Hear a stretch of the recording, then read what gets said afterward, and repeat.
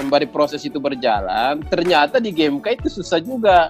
Saling sikut-sikut, saling menghalangi itu ada juga ternyata. Dinamikanya luar biasa ya. Ya, kalau misalnya kita dihalangi, saya merasakan betul sebenarnya kalau kita mau evaluasi perjalanan ini dari cabang sudah dihalangi, mau masuk PP dihalangi, mau masih jadi kota umum dihalangi. Jadi ini satu kesaksian lah bagi saya. Tapi saya anggap ya kalau Tuhan sudah kasih jalan, saya kira siapapun lah, presiden sekalipun nggak bisa lah menghalangi itu kan.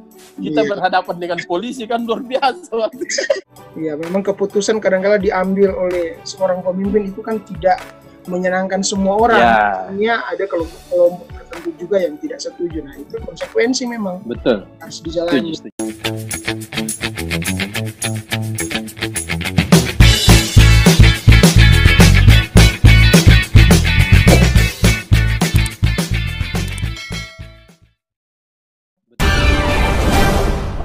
Oke, selama jadi ketum sudah bertemu dengan beberapa pejabat negara ya, saya lihat. Di antaranya siapa-siapa itu? Jangankan bertemu, batalkan pun pernah. Oh iya, gitu ya. Siapa yang batalkan? Iya. Siapa ketum yang batalkan? Menteri Sosial pernah. Waktu itu ada pilihan, ada pelatihan kaderisasi nasional di Salatiga. Waktu itu tanggal 4 ya, 3 sampai tanggal 3 kalau nggak salah. Februari menuju ke Disnatalis. Lalu waktu itu saya dari Sibolga sudah tanggal 2, jadi harus kejar ke Salatiga untuk kegiatan nasional.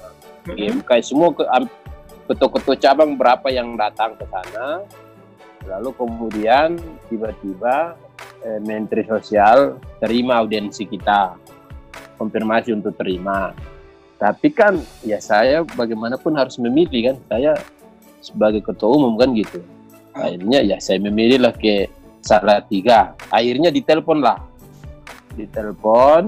saya lagi sambutan di acara itu, sekolah kader nasional itu.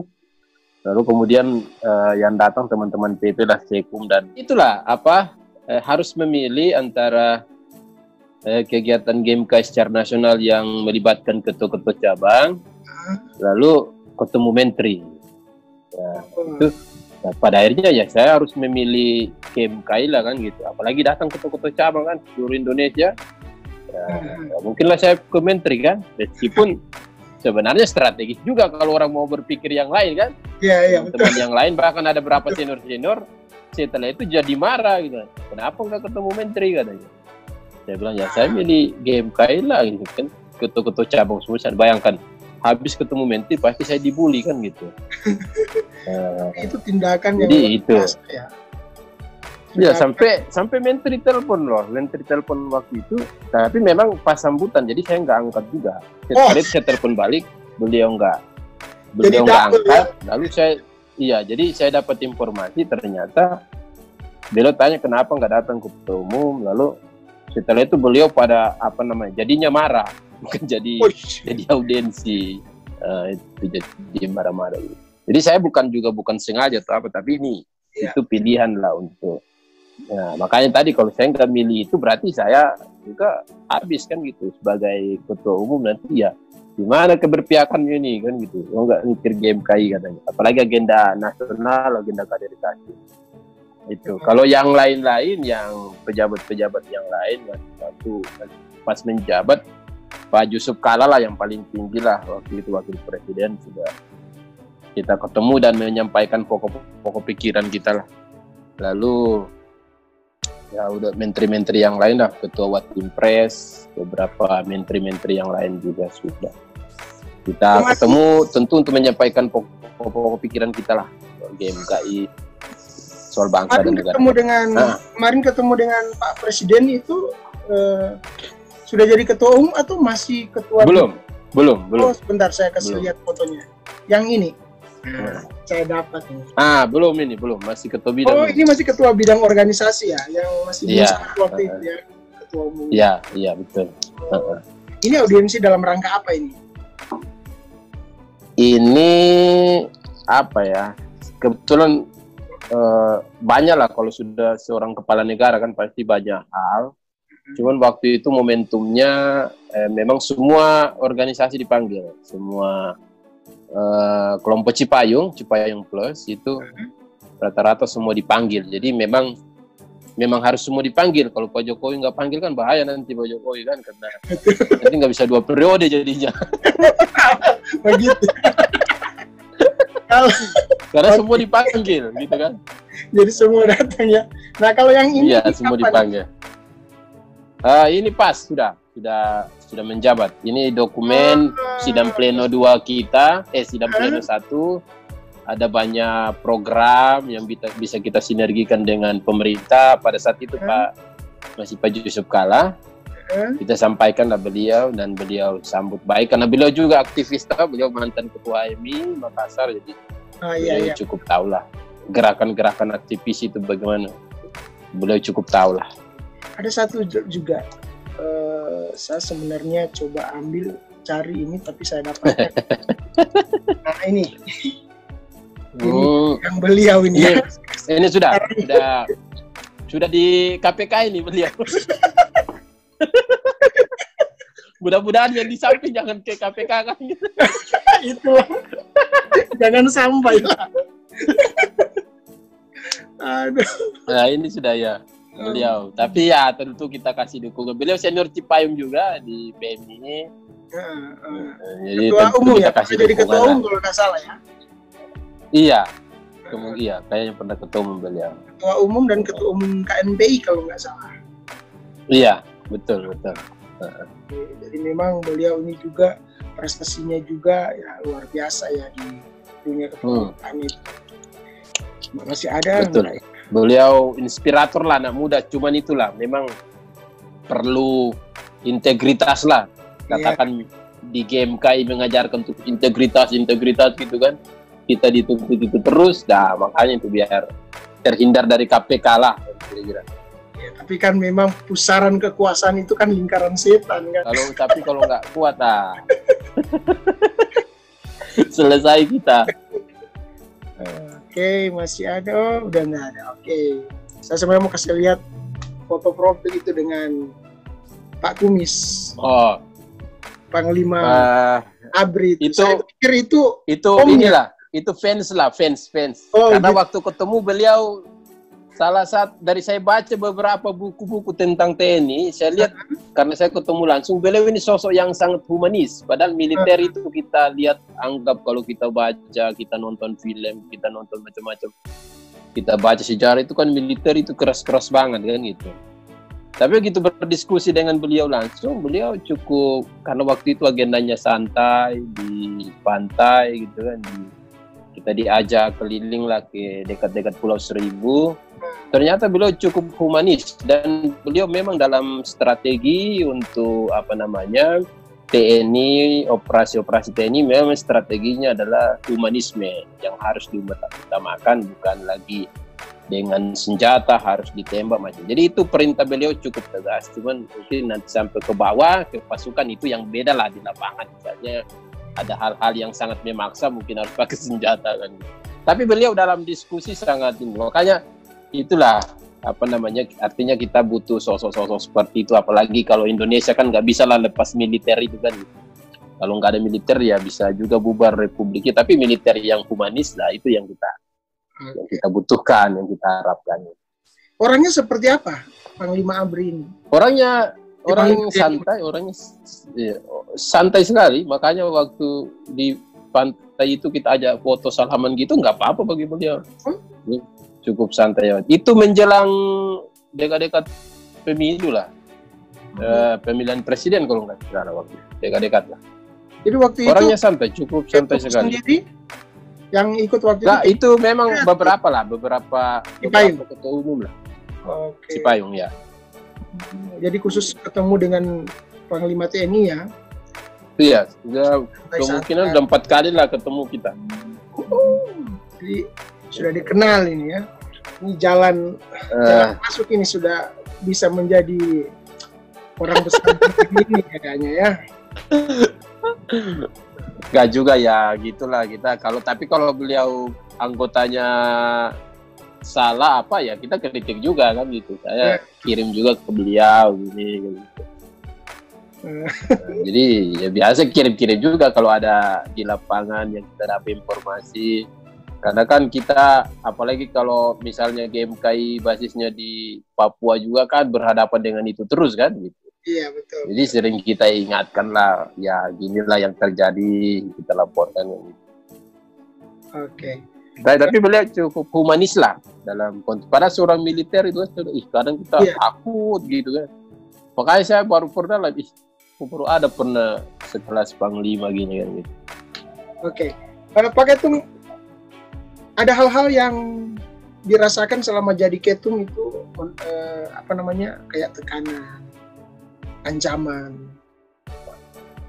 Banyak, iya, dari BIN juga, dari karena apalagi beberapa hari terakhir kita bikin dialog-dialog yang sedikit mengkritisi, ya udahlah kita di macam-macam lah. Itu bentuknya seperti apa? Lewat orang. Pernah di grup juga. Lalu kita ditelepon juga, tapi memang saya nggak pernah angkat kalau sudah nomor yang gini, ataupun kalau saya simpan nomornya, kalau sudah ditelepon memang saya nggak mau ambil. Karena saya udah tahu kan pasti diancam, diintimidasi. Ya, daripada ini kan secara psikologi kan pasti berubah ya, ketika saya nggak ambil kan. Di WA ada beberapa, tapi sampai hari ini juga saya belum baca. Masih ada loh WA-nya, cuma saya belum baca karena kalau saya baca kan secara ini nanti mengganggu, saya nggak mau. Udahlah biarin aja, biar lewat aja kan gitu. Sepanjang belum diganggu secara fisik apa nggak ada masalah lah. Oke. Tapi sampai sekarang tekanan-tekanan itu akhirnya tidak membuat Pak Ketum berhenti untuk terus berjuang karya sebagai ini betul. Kan ini tanggung jawabnya luar biasa ya. Selain memikirkan sekarang sudah 30 berapa cabang ya sekarang? Sudah kita sudah 100-an lah kalau ini. Sudah 100-an cabang. Iya. Ketua umum memikirkan 100 cabang ya, itu baru cabang saja, belum orang-orangnya di dalamnya. Belum lagi memikirkan bagaimana untuk menjadi seorang pemimpin yang berjuang juga untuk bangsa. Karena kan kita mahasiswa ada ujung tombak dari masyarakat menyampaikan aspirasi secara betul kelembagaan ada Dewan Perwakilan Rakyat, tapi karena namanya politik di Indonesia kadang-kala kan aspirasi yang harusnya sudah boleh diputuskan itu justru menjadi sesuatu yang itu dibisniskan begitu ya. Dan memang peran dari Pak Ketum ini ya, komandan dari aktivis ya, memang betul-betul sangat diharapkan, dan kalau memang tidak kuat bisa jatuh itu. Nah, ada hal yang paling terkesan membuat Pak Ketum itu tidak bisa melupakan peristiwa di mana Pak Ketum boleh mengambil keputusan atau misalnya mengambil tindakan atas hal yang besar yang punya dampak juga besar, bukan hanya ke Pak Ketum secara pribadi, tapi juga mungkin organisasi dan keluarga atau orang-orang yang di sekitar Pak Ketum. Pernah nggak ada hal-hal yang berkesan? Apa ya, kalau di ini ya paling berkesan itu kalau di internal pengurus pusat lah. Kalau rapat-rapat harian itu kan, waduh, itu parah kali. Paripurna DPR ya. Apa namanya ya? Kadang ada yang ganggu-ganggu gitu kan di dalam pengurus sendiri. Tapi ya udahlah, saya kalau bilang udah itu ya itu aja kan. Berapa kali sampai kita di demo datang mau bakar-bakar SC kan GMK Jakarta waktu itu. Iya. Nah, itu karena prinsip saya untuk mempertahankan apa namanya, kan itu sudah konstitusional ya, karena mereka memang sudah harus dikarakter misalnya. Itu mempertahankan keputusan itulah, sampai itu sangat berkesan itu, sampai SC datang mau dibakar. Memang bukan mau dibakar, cuma memang mereka bakar ban di depan, ada meja-meja tukang bakso juga dibakar di situ. Jadi sampai naik ke atas, di apa namanya, pecah, piring-piring dipecahkan, gelas, kaca-kaca yang apa, kalau tangga naik ke lantai 2 itu kan ada kaca dipakai apa namanya, ada botol pemadam kebakaran itulah dicabut lalu dipukul. Itu sampai rame sekali waktu itu. Satu apa namanya, prinsip lah bagi saya lah, artinya sudah diambil keputusan ini, sudah konstitusional. Lagi MK kan bicara mekanisme dan konstitusional itu, wah itu lebih berharga dari teologi kan gitu. Jadi nyawa kan gitu. Iya, nyawanya sudah lebih di atas daripada teologi. Padahal teologi, itulah. Jadi itu yang paling apa namanya berkesan ketika waktu itu berhadapan dengan semua PP. Semua PP sudah pada mau mundur semua karena ini sudah datang pasukan untuk sudah acak-acak kita. Tapi ya sudahlah, ditanya 3 kali saya bagaimana ini, mau berubah atau tidak, sudah enggak, berubah atau tidak enggak, berubah atau tidak enggak. Ya sudah selesai, kita umumkan ke mereka yang datang demo-demo itu. Ya kita sampaikan 3 kali mereka bertanya gitu, saya bilang enggak ada ini, tetap diputuskan, tetap caretaker. Hanya tambah ngamuk mereka. Akhirnya udahlah, kita harus mau dan tidak mau, kita harus tenang, kita harus sabar menghadapi teman-teman itu juga kan gitu, karena ya dalam satu kesatuan masih GMKI lah gitu kan. Jadi terpaksa kita harus menghindar lah, kita cari hotel, itu Bandung pergi bayar hotel, kita harus mengungsi ke sana. Sempat mengungsi. Lalu kita inilah sampai kita mau ke polisi juga waktu itu, mau dilaporkan, cuma ya sudahlah, nggak apa-apa lah, kita aja biar. Saya yakin pasti 1-2 hari udah selesai. Ya betul, selesai juga. 2 hari kemudian sudah nggak ada, itu mereka dikatakan. Sampai sekarang aman sudah. Sekarang aman lah, mereka sudah. Orang tua bagaimana Pak Ketum? Sudah jalan. Mendukung?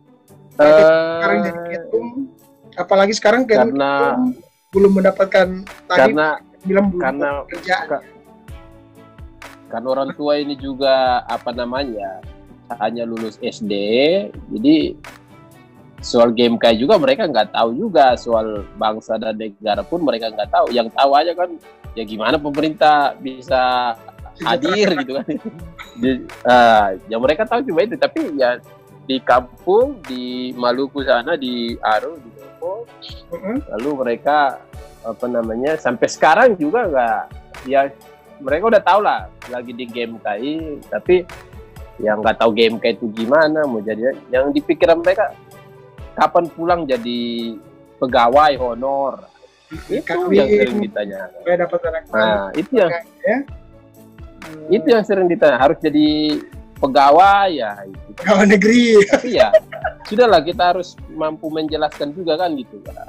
Kita masih merantau lagi cari hidup, ya yakin aja lah suatu saat pasti juga mereka akan bangga lah dengan kita kan, meskipun mereka nggak tahu lah apa yang terjadi sekarang kan gitu. Iya, jadi pada intinya orang tua menyerahkan keputusan untuk berkarya itu ada di tangan Ketum ya. Betul. Oke. Baik Pak Ketum, kita mau bahas untuk persoalan generasi muda sekarang ya. Di zaman yang modern ini, bahkan COVID-19 sudah melanda dunia, bahkan Indonesia, justru banyak sekali generasi muda itu masih terjebak di sikap-sikap individual yang tidak mau peduli dengan sekitar, tidak mau peduli dengan bahkan keluarga, ya dari keluarga saya tidak peduli, apalagi bangsa dan negara. Ya, betul. Bagaimana Pak Ketum melihat dinamika yang terjadi di generasi muda saat ini? Apa yang harusnya dibukakan kepada mereka? Apalagi kalau kaum intelektual sebagai mahasiswa. Iya, memang satu ya, mungkin karena perkembangan zaman ini, jadi organisasi kayaknya sudah tidak menjadi menjadi instrumen lagi bagi mereka untuk mengembangkan atau menemukan apa sih sebenarnya kita ini. Mungkin perkembangan zaman karena sudah harus lewat HP, semua sudah bisa kita dapat, lewat media sosial semua kita dapat. Cuman memang persoalannya adalah sebenarnya bagaimana organisasi-organisasi kayak GMKI ini menjawab itu. Karena sebenarnya saya sering bilang di mana-mana, kalau misalnya hadirnya organisasi-organisasi pelayanan, organisasi apapun itu yang labelnya adalah mahasiswa misalnya, berarti itu harus dia menyediakan apa yang tidak disediakan oleh kampus misalnya. Nah, kalau kita bicara pada konteks GMKI, berarti di sana kita bukan hanya bicara soal ilmu pengetahuan atau kecerdasan, tapi ada yang pertama dulu, karena bangsa kita adalah bangsa yang beragama, berarti spiritualitas. Lalu soal mental, soal karakter, soal moralitas, soal etik di sana. Itu. Nah, itu yang di media sosial itu tidak bisa kita temukan itu, karena sangat terbuka sekali pemikiran-pemikiran yang sangat bebas untuk kita dapat. Jadi memang seharusnya beban kita juga sebenarnya untuk menjawab itu, karena sampai hari ini lingkup seperti itu, makanya perlu formulasi dan strategi untuk bisa menjawab itu. Paling tidak bisa mereka ketika melihat GMK ya ada sesuatu misalnya yang mereka dapat. Nah itu. Jadi soal nilai-nilai universal itu yang menurut kita itu menjadi kabur lah di di tengah-tengah mahasiswa itu sendiri. Apalagi mereka tadi kalau kemudian ini sudah tidak bisa, organisasi-organisasi kayak GMK sudah tidak bisa menjawab itu, maka mereka akan bebas saja memilih apa yang mau menjadi keinginan mereka lah. Karena apalagi zaman sekarang kan sudah anti mainstream kan gitu. Teman-teman milenial itu sudah nggak menjadikan orang sosok itu sudah tidak lagi. Jadi ya saya mau apa ya itu kan gitu. Jadi menjadikan orang teladan dan panutan itu sudah tidak ada. Karena ya bagi mereka juga misalnya sekelas tokoh agama tapi kemudian perbuatannya menyimpang dari agama misalnya beberapa. Kan itu kalau di media sosial ada macam sosok-sosok yang kemudian harus jadi teladan tapi menyimpang daripada keteladanan itu, misalnya sekelas tokoh agama atau beberapa berita-berita. Jadi itulah media sosial itu yang membentuk pikiran kita. Tapi kita kan tidak mungkin mau bilang bahwa kalian harus begini, kalian harus begini kan gitu. Kita juga harus menjadi teladan dan organisasi-organisasi harus menjawab itu. Bagaimana mengajak mereka untuk paling tidak masuk dalam organisasi-organisasi pelayanan, karena di sana akan kita menemukan itulah, membentuk spiritualitas kita, integritas, karakter mental kita. Karena di kampus kan nggak mungkin kita dapat itu. Iya betul. Ya, jadi memang untuk melakukan pendekatan-pendekatan ke generasi muda itu memang ada hal-hal konkret yang harus dilakukan ya. Dalam hal ini misalnya kayak GMKI, jika dia mau merekrut kan, GMKI juga sendiri bukan hanya sekedar organisasi kan seperti Jai Langkung ya, datang tak dijemput pulang tak diantar. Proses di mana dia harus ikut masa perkenalan, lalu kemudian ada proses kaderisasi sampai dipersiapkan. Ya, betul. Lalu kemudian juga setelah selesai di GMKI kemudian juga tetap ada dalam satu garis yang namanya benang biru, sehingga ada organisasi di atasnya ya. Nah, menurut Pak Ketum selama ini apakah GMKI yang khusus di era Pak Ketum sudah menjawab itu? Ini persiapan untuk kongres ini LPJ. Iya, tentu kan kalau di GMKI tentu punya mekanisme itu ya. Misalnya kalau dari komisariat, dari cabang sampai ke pusat itu. Jadi meskipun belum maksimal, tapi tentu semua stakeholder, apalagi teman-teman di cabang sudah melakukan itu.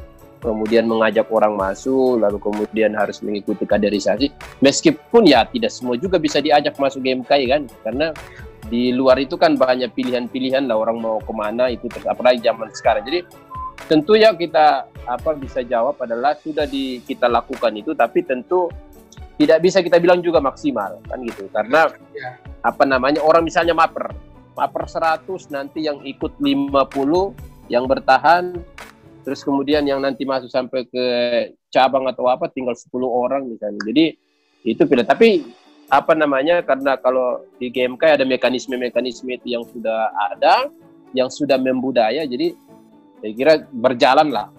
Tapi kalau diklaim maksimal belum lah.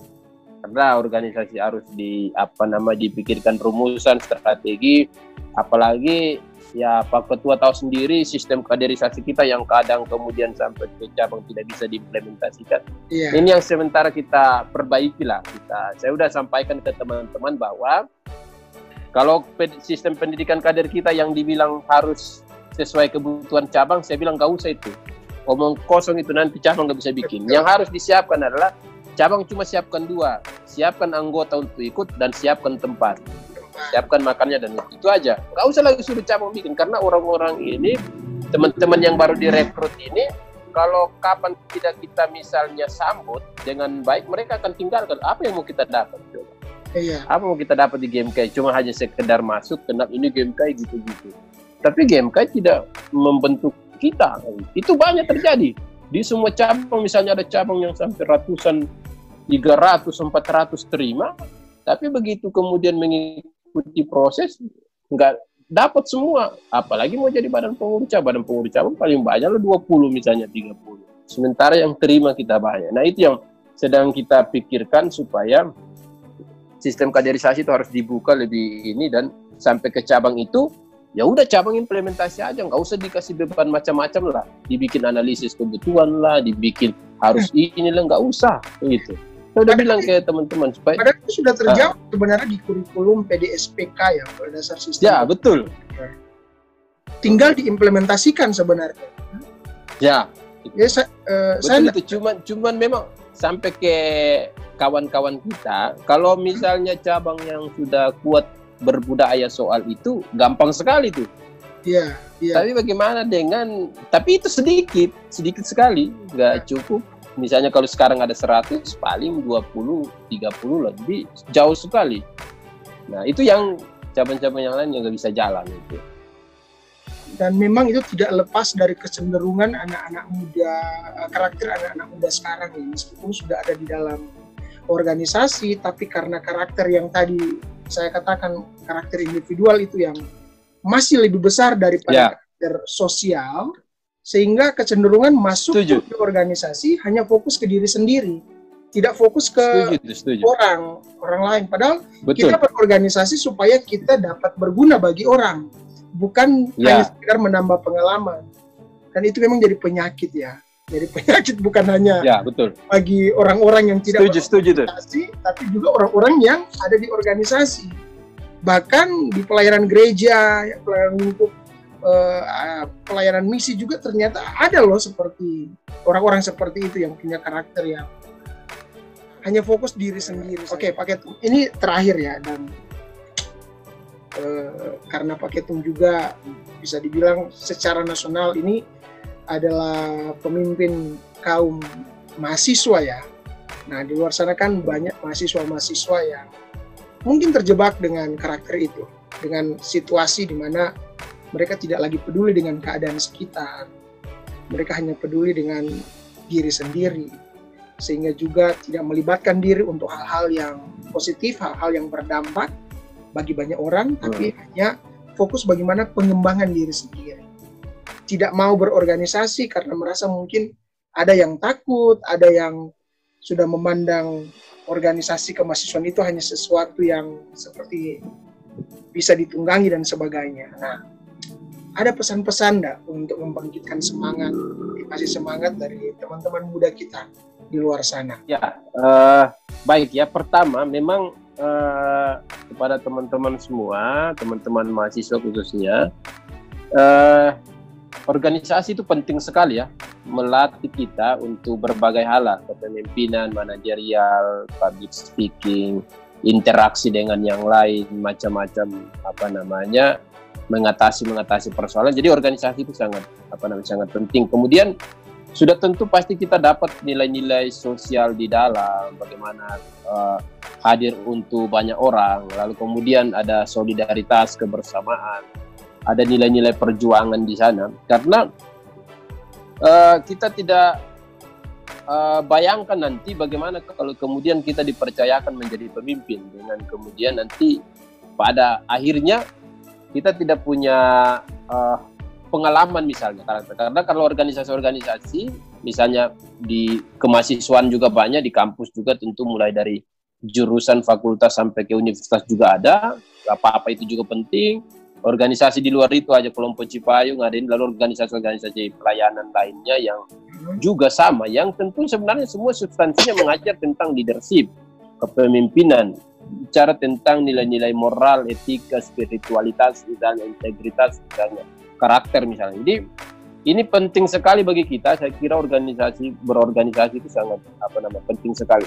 Bayangkan kemudian hari ini banyak orang yang korupsi misalnya. Kenapa? Termasuk juga ada senior-senior kita juga lah yang kemudian kan senior-senior aktivis mahasiswa, senior GMK sendiri juga kok kita yakin itu kan gitu, ada juga. Jadi kenapa itu terjadi? Karena memang waktu misalnya berorganisasi juga itu tidak tuntas juga kan gitu.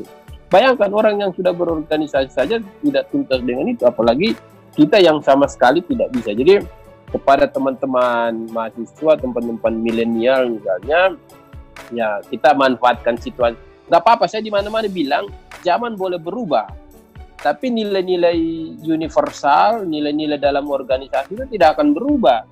Misalnya kita bicara agama, spiritualitas itu kan tidak akan berubah, ya dan amin. Kalau kita orang Kristen kan gitu, ya dan amin, gak ada itu akan berubah-berubah itu. Nah, media sosial, digitalisasi, revolusi 4.0 ini hanya instrumen aja. Misalnya dulu kita harus ketemu bercerita, sekarang kita sudah harus kayak begini. Jadi hanya instrumen. Jadi sebenarnya secara prinsip pola pikir kita tidak bisa berubah juga sebenarnya kalau bagi saya gitu, karena hanya sebagai instrumen aja lah kita untuk ini.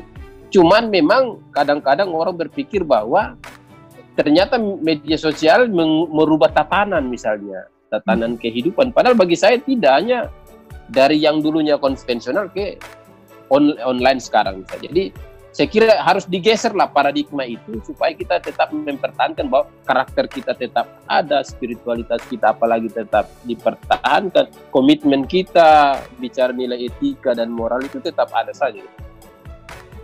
Itulah saya kira-kira itu. Jadi ya jangan bosan-bosan lah dengan keadaan sekarang, jangan mikir diri sendiri misalnya. Sebenarnya di saat-saat inilah kita belajar, bukan berarti berorganisasi itu bahwa kita sudah bisa bantu orang banyak, tidak. Sebenarnya kita dalam keadaan tidak sadar kita sedang belajar bahwa nantinya pasca misalnya kita setelah dari berbagai macam organisasi dan kita dipercayakan mengisi jabatan yang lebih luas di masyarakat, misalnya apa itu di gereja, apa itu di perguruan tinggi, apa itu di masyarakat, di negara, di pemerintahan, maka kita sudah dibekali dengan nilai-nilai yang tadi. Jadi kita sudah, kehadiran kita sebagai pemimpin itu untuk semua, bukan untuk individu misalnya. Terus kita menjadi teladan misalnya, kita tidak korupsi misalnya, kita berintegritas misalnya, kita tidak membuat perbuatan tercela misalnya, itu. Jadi kita dalam keadaan tidak sadar kita sudah disiapkan untuk ke sana. Apalagi satu hal, bahwa kita orang yang beragama, yakin sajalah kita ini kan begini, kadang berdoa minta ini minta itu, tapi habis setelah amin nggak kita percaya lagi doa kita itu. Jadi seolah-olah masa depan kita ini akan tidak berhasil, tidak sukses. Kadang kan kita itu orang ini kan kadang ketakutan kita kan itu. Makanya saya sampai sekarang ya sudahlah, kita diberi kesempatan begini nggak apa-apa, kita melayani dulu. Makanya saya evaluasi, saya dulu dihalangi terus, halangi. Padahal baru GMK, makanya saya bilang, saya kadang-kadang bercanda kan, Tuhan Yesus, ini kita mau melayani Tuhan Yesus kok susah banget kan gitu. Kadang-kadang itu, kok kita mau melayani aja susah sekali kan gitu. Ini sudah kita mau melayani nih, kok kenapa susah sekali?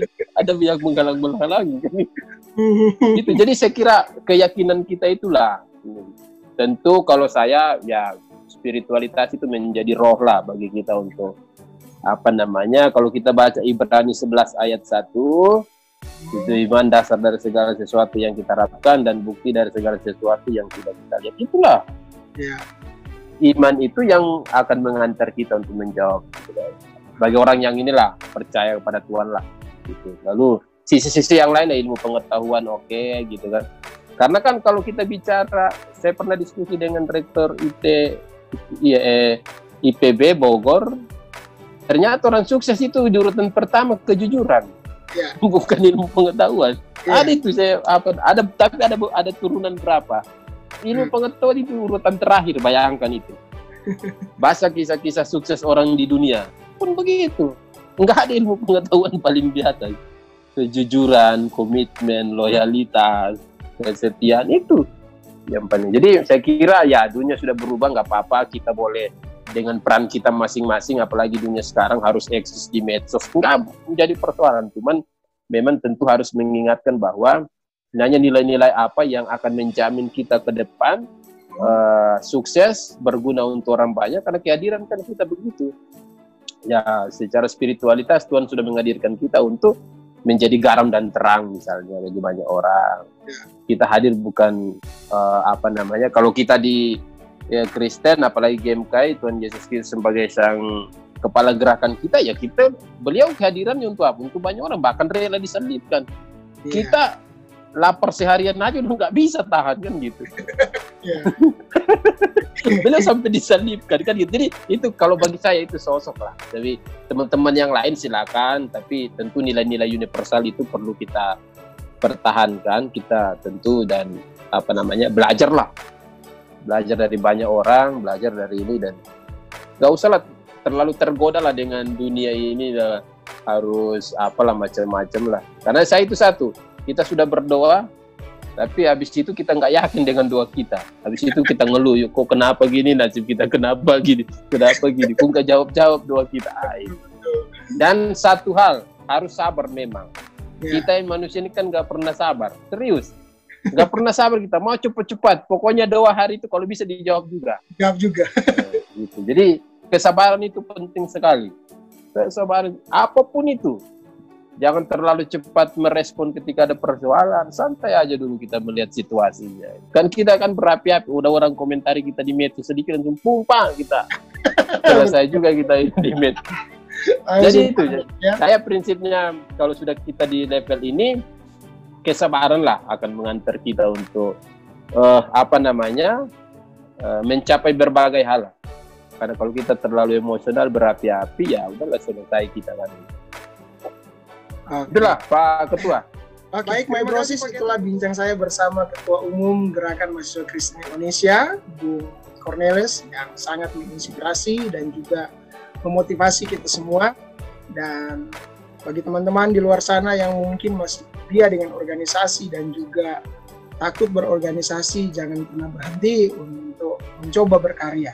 Karena kita anak-anak muda dipersiapkan untuk menjadi pemimpin bangsa. Oleh karena itu, biar kita siapkan diri kita di masa muda ini supaya kelak kita boleh menjadi pemimpin yang berintegritas, pemimpin yang boleh membawa dampak yang besar bagi kelangsungan bangsa negara dan juga bagi kelangsungan semua masyarakat. Tinggilah imanmu, tinggilah ilmumu, dan tinggilah pengabdianmu. Alright. Okay.